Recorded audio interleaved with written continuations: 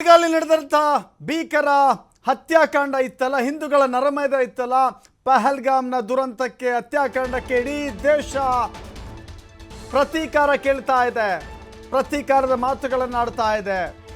ಹಿಂದೂಗಳ ನರಮೇಧದ ವಿರುದ್ಧ ಭಾರತ ಸರ್ಕಾರ ತೆಗೆದುಕೊಳ್ಳುವಂಥ ಕ್ರಮ ಹೇಗಿರುತ್ತೆ ಅಂತ ಹೇಳಿ ಜನ ನಿರೀಕ್ಷೆ ಮಾಡ್ತಾ ಇದ್ದಾರೆ. ಈ ವಿಚಾರದಲ್ಲಿ ಇದೇ ಕಾರಣಕ್ಕಾಗಿ ಇವತ್ತು ಪ್ರಧಾನಿ ಮೋದಿ ಮತ್ತು ರಾಜನಾಥ್ ಸಿಂಗ್ ಮಹತ್ವದ ಸಭೆಯನ್ನು ನಡೆಸಿದ್ದಾರೆ.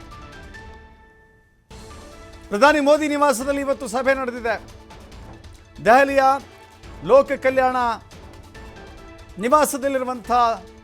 ನಿವಾಸದಲ್ಲಿ ಸಭೆ ನಡೆದಿದೆ. ಲೋಕ ಕಲ್ಯಾಣ ಮಾರ್ಗದಲ್ಲಿರುವಂಥ ನಿವಾಸದಲ್ಲಿ ಈ ಸಭೆ ನಡೆದಿದೆ. ಗಡಿಯಲ್ಲಿ ಸೇನಾ ಕಾರ್ಯಾಚರಣೆ ಬಗ್ಗೆ ಮಾಹಿತಿಯನ್ನು ನೀಡಿದ್ದಾರೆ. ಮೋದಿಗೆ ಮಾಹಿತಿಯನ್ನು ತಲುಪಿಸಿದ್ದಾರೆ. ಪಹಲ್ಗಾಮ್ನ ಸದ್ಯದ ಪರಿಸ್ಥಿತಿ ಹೇಗಿದೆ, ಸೇನೆಯ ಸಿದ್ಧತೆಗಳು ಹೆಂಗಿರಬೇಕು, ಹೇಗೆ ನಾವು ಮಾಡಿಕೊಳ್ತಾ ಇದ್ದೀವಿ, ಮುಂದಿನ ಕ್ರಮಗಳು ಹೆಂಗಿರುತ್ತೆ ಅಂಥೇಳಿ ಸಭೆಯಲ್ಲಿ ಚರ್ಚೆ ಮಾಡಿದ್ದಾರೆ. ಸುಮಾರು 40 ನಿಮಿಷಗಳ ಕಾಲ ನಡೆದಿರುವಂಥ ಚರ್ಚೆ ಇದು. ಇದೀಗ ಆ ಸಭೆ ಅಂತ್ಯವಾಗಿದೆ. ರಾಷ್ಟ್ರೀಯ ಭದ್ರತಾ ಸಲಹೆಗಾರ ಅಜಿತ್ ದೋವಲ್ ಕೂಡ ಭಾಗಿಯಾಗಿದ್ದರು. ನಿನ್ನೆ CDS ಭೇಟಿಯಾಗಿದ್ದರು. CDS ಅವರನ್ನು ಕೂಡ ಭೇಟಿಯಾಗಿ ರಾಜನಾಥ್ ಸಿಂಗ್ ಮಾಹಿತಿಯನ್ನು ಪಡೆದುಕೊಂಡಿದ್ದರು. ಅನಿಲ್ ಚೌಹಾಣ್ ಅವರ ಜೊತೆ ಸಭೆಯನ್ನು ಕೂಡ ರಾಜನಾಥ್ ಸಿಂಗ್ ನಡೆಸಿದ್ರು. ನೋಡಿ ಏನೆಲ್ಲ ಕ್ರಮಗಳನ್ನು ತೆಗೆದುಕೊಳ್ಳಲಾಗ್ತಾ ಇದೆ. ಗಡಿ ಭಾಗದಲ್ಲಿ ಯುದ್ಧ ಸಂಭವಿಸಬಹುದಾದಂಥ ಜಾಗದಲ್ಲಿ ಈಗ ಆಲ್ರೆಡಿ ಕಟ್ಟೆಚ್ಚರ ವಹಿಸಲಾಗ್ತಾ ಇದೆ. ಭಾರತ ಮತ್ತು ಪಾಕಿಸ್ತಾನದ ನಡುವಿನ ಯುದ್ಧದ ಕಾರ್ಮೋಡ, ಹೀಗಾಗಿ ಅಲ್ಲಿನ ಅಮಾಯಕ ಗ್ರಾಮಸ್ಥರು ಬಲಿಯಾಗಬಾರ್ದು ಎನ್ನುವ ಕಾರಣಕ್ಕಾಗಿ ಕೆಲವಷ್ಟು ಕಟ್ಟೆಚ್ಚರ ಕ್ರಮಗಳನ್ನು ತೆಗೆದುಕೊಳ್ಳಲಾಗಿದೆ.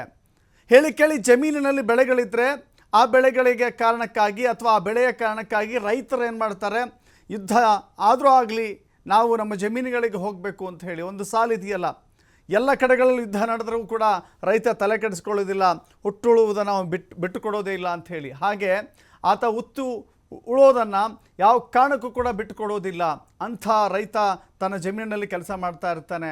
ಆದರೆ ಇಂಥ ಸಂದರ್ಭದಲ್ಲಿ ಆ ರೈತರು ಬಲಿಯಾಗಬಾರ್ದು ಅಂತ ಹೇಳಿದ್ರೆ ನಿಮ್ಮ ಜಮೀನಿನಲ್ಲಿರುವಂಥ ಬೆಳೆಗಳನ್ನು ವಾಪಸ್ ತೆಗೆದುಕೊಂಡು ಬಿಡಿ, ರೈತರೆಲ್ಲ ಕಟಾವು ಮಾಡ್ಕೊಂಬಿಡಿ, ಬೆಳೆಗಳನ್ನು ರಾಶಿ ಮಾಡ್ಕೊಂಬಿಡಿ, ಆ ನಂತರದಲ್ಲಿ ನೀವು ಜಮೀನಿಗೆ ಹೋಗಬೇಡಿ ಅಂತ. ಹೀಗೆ ಒಂದು ಪ್ರಾರಂಭಿಕ ಹಂತವಾಗಿ ಆಗಬೇಕಾದಂಥ ಸಿದ್ಧತೆಗಳನ್ನು ನಮ್ಮ ಭಾರತೀಯ ಸೇನೆ ಮಾಡಿಕೊಳ್ತಿದೆ.